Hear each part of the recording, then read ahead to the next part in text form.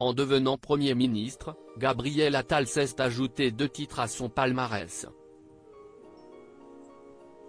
Auparavant plus jeune ministre de la Ve République et plus jeune ministre de l'Éducation nationale, celui qui a eu dans sa jeunesse une amourette avec une célèbre chanteuse est désormais également le plus jeune Premier ministre, à l'âge de 34 ans, un titre chippé à Laurent Fabius qui le détenait depuis 1984, année où il a été nommé à l'âge de 37 ans, mais aussi le premier Premier ministre ouvertement homosexuel de l'histoire de la Ve République.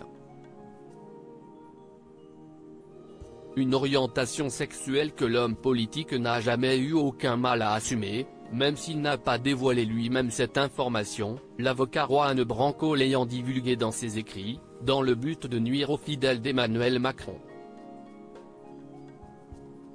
Si Gabriel Attal a toujours regretté de n'avoir pu faire son coming out dans les conditions de son choix, il n'a jamais démenti ou souhaité rester discret sur cette thématique, répondant aux questions des journalistes sur le sujet sans détour.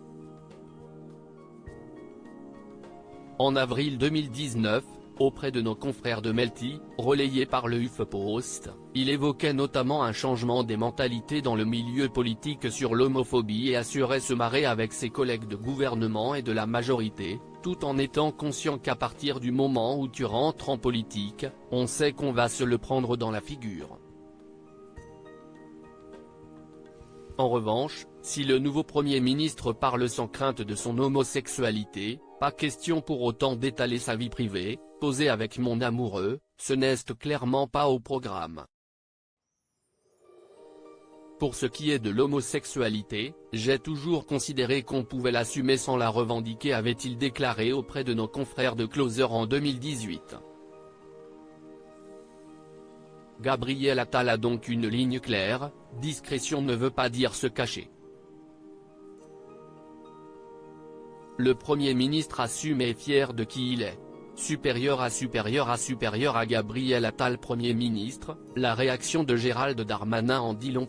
Gabriel Attal, Premier ministre, sa nomination fait déjà polémique alors que la nomination de Gabriel Attal à Matignon fait déjà beaucoup parler au sein de la société, elle n'a pas manqué également de provoquer le débat au sein même des hautes sphères françaises.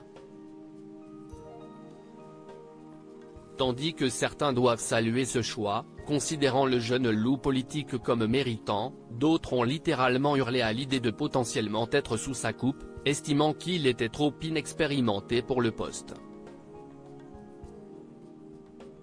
Qu'à cela ne tienne, semble leur avoir répondu Emmanuel Macron, qui a eu l'idée de proposer ce poste à son jeune protégé et qui s'y est accroché malgré les critiques.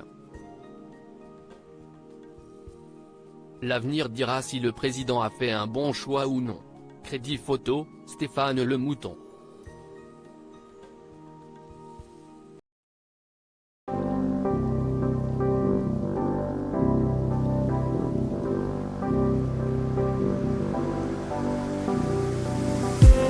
I just need